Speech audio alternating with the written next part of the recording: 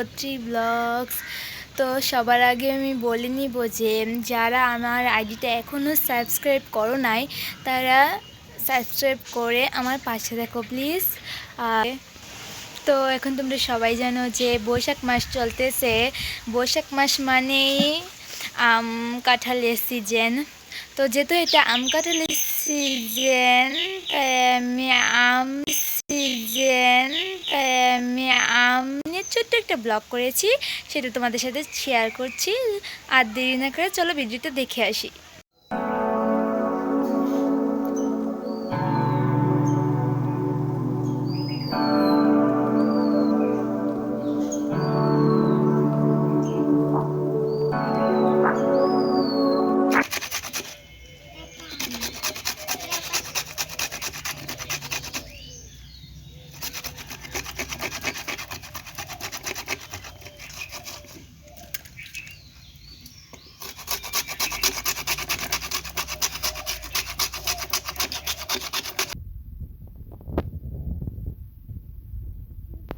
তো তোমরা দেখতে পাচ্ছ আমাদের আম ঘষা শেষ হয়ে গেছে।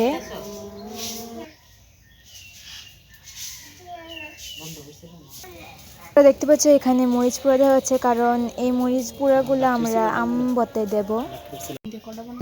লবণ নেওয়া হয়েছে, তারপর মরিচ গুঁড়া করে নিয়েছি। এখন আমরা মরিচগুলা দেব আম বত্তায়।